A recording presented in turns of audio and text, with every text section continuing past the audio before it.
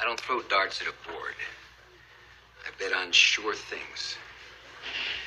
Read Sun Tzu, The Art of War. Every battle is won before it's ever fought. Think about it.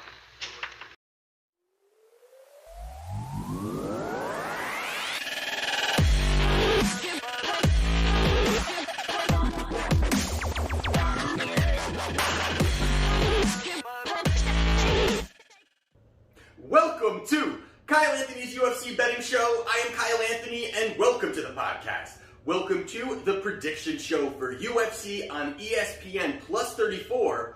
Alistair Overeem versus Augusto Sakai. We've got two free plays that we're going to talk about on this card. Coming off another profitable night last weekend, went 2-1 on client plays. Did hit on our top play of the night, which was Impa Kasanganay, minus 130, 4% play.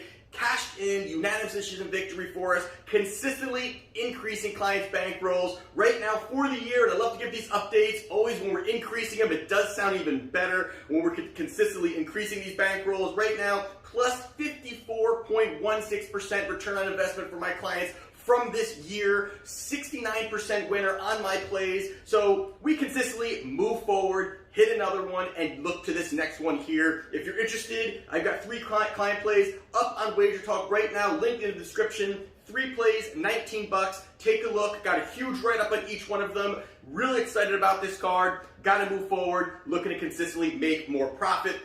But what we're going to do, we're going to first talk about is the main event of the evening for this Saturday is Alistair Overeem versus Augusto Sakai. Now, this is the one that the line has changed consistently here. We had Overeem, which was a sizable favorite, and money has come in on Sakai. And I'm going to get into this one here. I think this is a very interesting fight. Very interesting main event. We've got, one fighter kind of surging and the younger guy coming up. You've got the older guy in Overeem who has been pulling some victories out. Does his chin, how's his chin looking? What's kind of going on with this guy? So what we're going to do is what we always do, go over the last 3 fights for each fighter, see what we see if one fighter can expose the other one, and if it makes sense to place a wager. So we've got a current line right now. We've got Overeem is a minus 176, and we've got Augusto Sakai is a plus 142. So minus 176, plus 142. Again, that line has consistently come in, money coming in on Sakai. So what we're going to do first is we're going to talk about Alistair Overeem. 3 fights ago, Overeem fought Alexei Oleinik. Now, this was a fight here where you're looking at another grappler versus striker matchup. And not much to break down in this one because really this was a fight where Oleinik kind of pushed forward right away. He pushed forward in that first round, looked to get that takedown, but what he did is he pulled guard. And that's something that, one, I'm not a big fan of to begin with, as any MMA fighter does that, because obviously being on the ground with your back is a big disadvantage. But for a guy like Oleinik, where he's able to submit you in any angle, in any way, and he's done it before from his back, submitting multiple opponents, this was a spot here he did not want to stand and fight with Overeem, which is very understandable as well. Overeem, world champion kickboxer, multi-champion kickboxer. This is something he wanted to do. But Overeem fought pretty smart there, stayed confident, stayed comfortable, stayed relaxed, and was able to kind of scramble his way out of that. From there, Oleinik pushed forward a lot, and that was something that I think you do see certain spots with Overeem is where he's back up against the cage, or when he's kind of cornered, he kind of does this turtling up, puts his hands over his face, allows his opponent to kind of really engage as much as he wants. I'm not really sure if that's a smart move just in general, but he's able to, he's done it many, many times. And a lot of times it's kind of worked out for him. He kind of scrambles out, he kind of shuffles out, or kind of runs away a little bit to look for space, look to kind of work his combinations from the outside. But in this spot here, the tie clinch was something that Overeem was really looking to kind of work, and he ended up working some nice knees up in the clinch as Oleinik was landing. Oleinik was really pushing forward a lot, landing some good shots. But from there, again, the knees were consistent, landed about 2 or 3, dropped Oleinik, got on top of Oleinik, and ended up getting the ground and pound in that first round. And Overeem goes out there and gets the TKO victory. 2 fights ago, Overeem fought Jardinho Rosenstruck. And this is one that I actually watched twice because I think there's a lot to take away from this fight. And you've got someone like Rosenstruck. Both of these guys are great kickboxers, top-level kickboxers.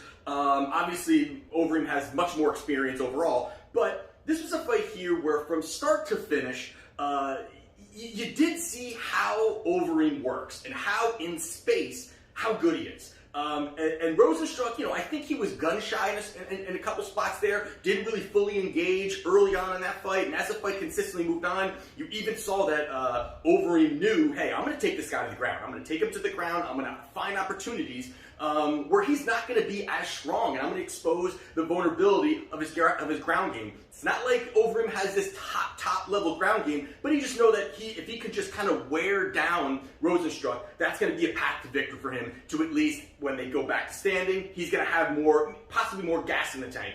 And you did see that. He did some level changing. There were some sloppy attempts that Overeem had, but throughout, he pretty much was outstriking him. I mean, there wasn't much that I saw that would really jump off the page that Rosenstruck did anything prior to the end of that fight. There really wasn't much that he really did.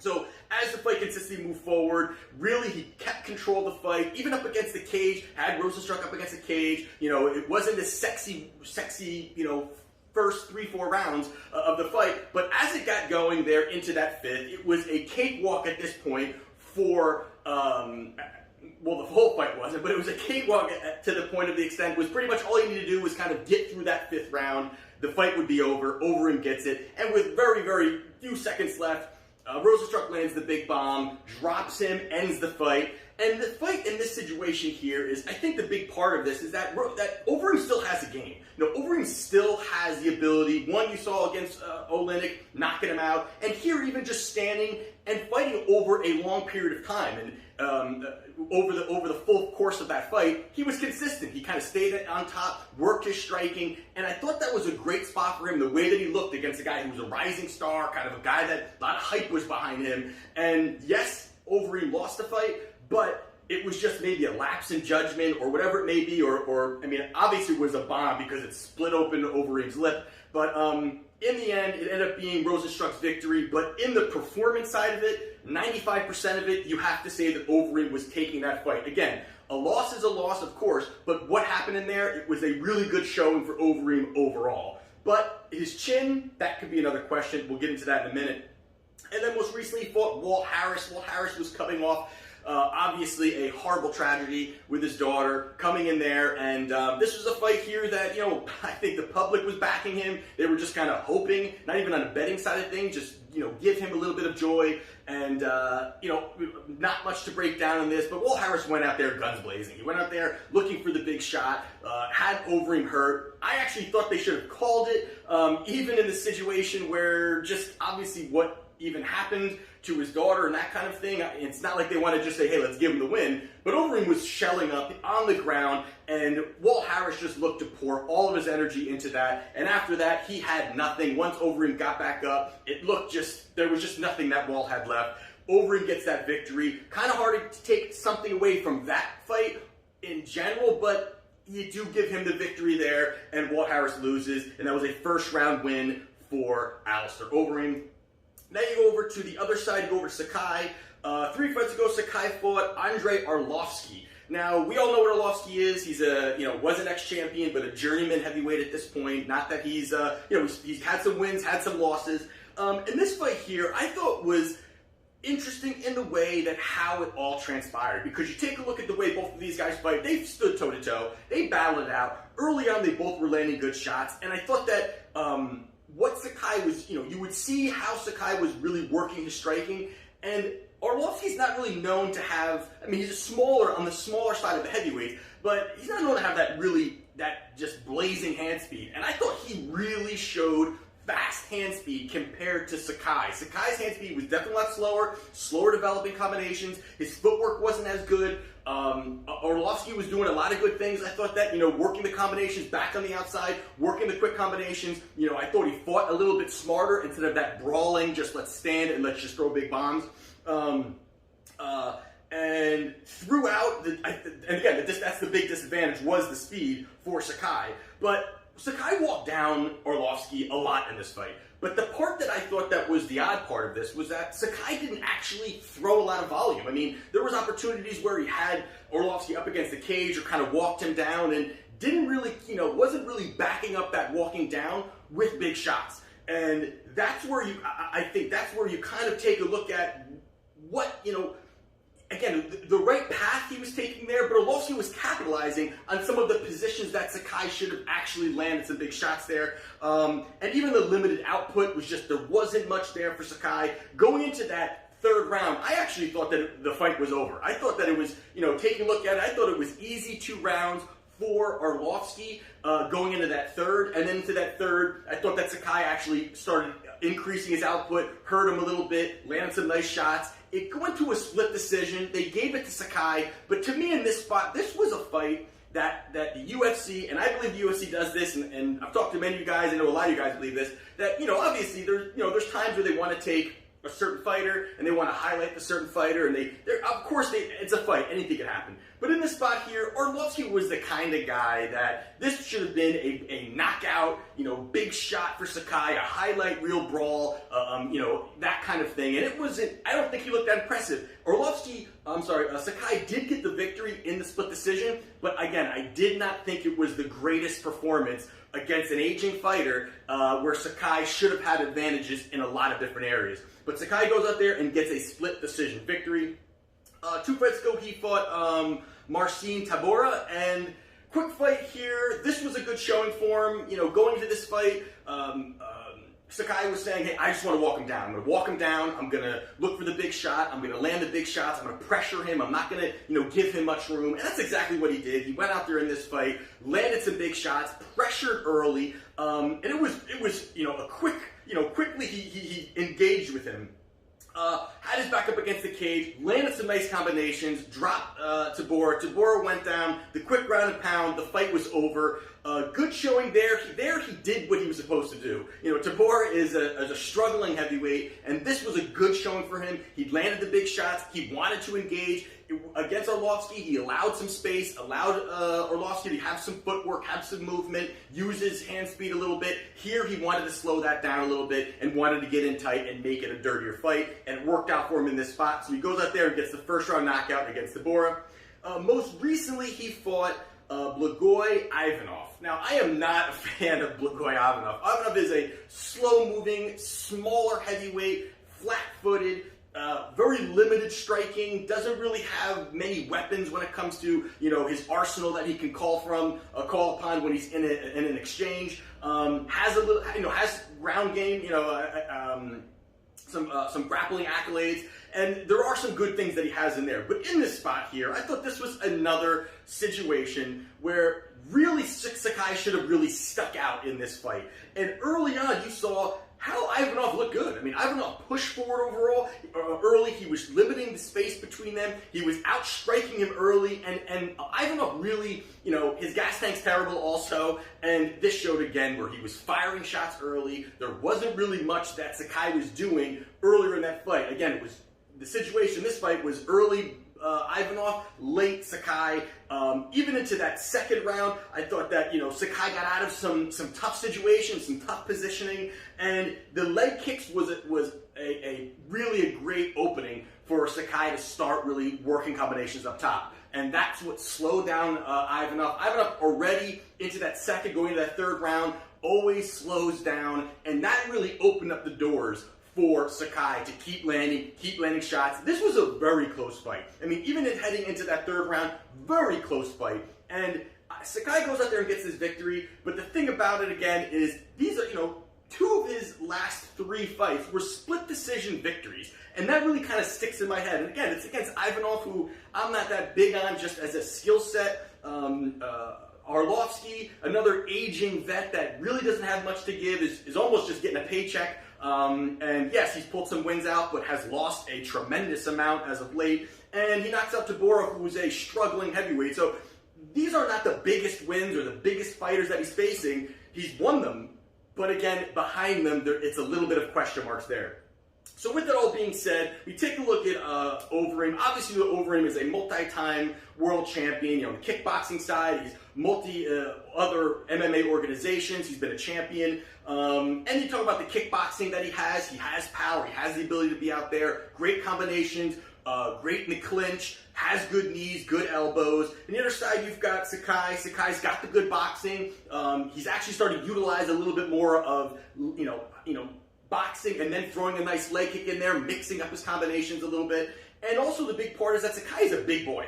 And he moves very good for a heavyweight, a guy that I believe cuts down to make the limit. And he's a big guy. And the fact that he's able to move the way that he does, I think is impressive when you take a look at that part of it. But I think when you look at the downsides of both of these guys, obviously you've got Overeem, he's 40 years old, had wars, just got knocked out, came back, did get a victory over Walt Harris. How much does his chin have left? I mean, he's another guy that does he have a questionable chin? I'm not sure if I believe that overall. I mean, you look at some of the losses. I mean, you've got the big bomb that was landed by Francis Ngannou. You've got even the big bomb that was landed on him against Rosenstruck. These are big boys, and those were big shots. This was not a Luke Rockhold side of things where, hey, he just kind of clipped his chin and he goes down. These are big shots that he's taking. Also, the turtling up does worry me slightly.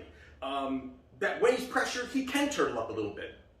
But on the other side, you've got Sakai, and Sakai's limited output to me is very bad when you're taking a look at a guy in Overeem who's going to have a good output, who's going to be able to strike, who's going to mix up the combinations, who's going to be throwing a lot. And I think he's the kind of guy that Sakai is the kind of person that he can slow down also when he gets into the later rounds. So when you're looking at a toe-to-toe fight, I think this is a spot where Sakai's going to give space.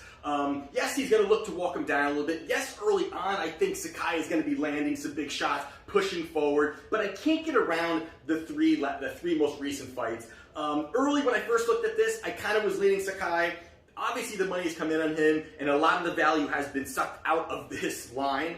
But the more that I looked into it, I actually like Overeem in this spot. And you take a look at it again. Against Arlovski, questionable win. I really thought he lost that fight. Even if he didn't, it was such a razor-thin fight that really should have been a great showing for him. And against Ivanov, who doesn't offer much offense, compared to Overeem, who's going to offer a lot of output, who's going to have a lot of different attacks, is going to really pour on the striking, who's been in this spot, in the big main event spot. So I like Overeem here. The price has come down. It has absolutely pulled me into this spot at a minus 176. I think it's a good price. I believe this is probably where the opening line should have been. But I still think that, again, you're getting good value on a vet. He is aging, but I like this spot here. I don't think Sakai offers enough.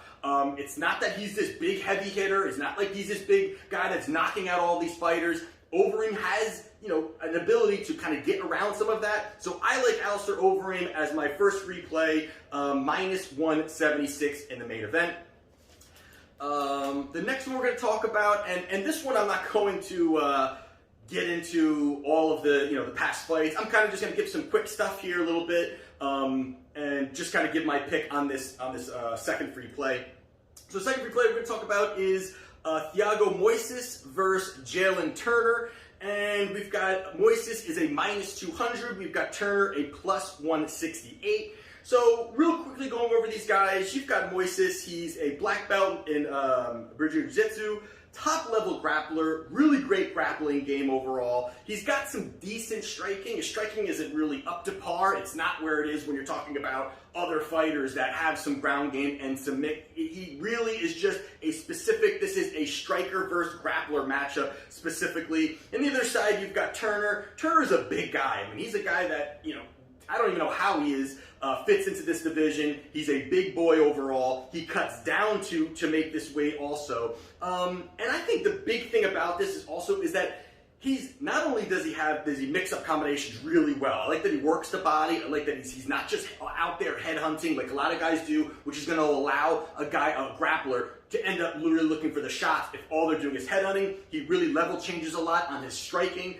But the part here that is going to be is that he's got 7-inch reach advantage. And that is massive. And you've got a 5-inch height advantage. That is massive. And the part on Moisés is that Moisés doesn't really have the output. He's another guy that doesn't have the output to really kind of work through and get in tight. The line here, to me, I think is very high. I think this should be more on the pick'em side of things. And you've got Moisés at a minus 200. I think that's very high overall. But also the ability is that, can Moisés take Turner down. Now, you've seen him have some nice victories, you've seen him have some submission victories and been on the ground, but he doesn't really have the ability to take guys down. Maybe there's certain situations where they stumble to the ground or he finds a trip or that kind of thing, but he's not a kind of guy that's going to go out there, get your back, get in tight, get in the clinch, pull you down with some wrestling, and then work your grappling. That's not really what he's able to do. I think a guy like Turner can defend, and early on is going to be very dangerous for Moises. I think that Turner's going to look for the big shot early. I think that even if he could stand and just outpoint him, I think he could knock out Moises. He could also outpoint him for 3 rounds. And really the path to victory is really Moises just getting him to the ground and looking to submit him. And I don't think he's going to have that ability to do that. And even with the leg kicks, that's another thing that Moises likes to do. He likes to mix those leg kicks with the advantage that he's going to have with this 7-inch reach advantage. He's going to really have to cut distance to get in tight to actually throw that leg kick and be successful landing it. Where you've got a guy like Turner on their side who's going to have the big reach advantage and is going to keep him at bay. So I think it's a very, very tough situation for Moises to overcome. And at these odds right here, I don't like them. I think that Turner definitely at a plus 168 is a nice spot to place a value play here. I think it's absolutely worth it. Again, the reach is big. And I think that voiding out those leg kicks with the reach, as well as he's got the power and he's got good output, I like Turner here. I'm going to be taking Turner as my second free play. So there you have it. Those are my 2 free plays for UFC on ESPN Plus 34. Again, if you're interested, take a look on WagerTalk. 3 plays, $19. Take a look at it. Again, plus 54.16% return on investments for my clients.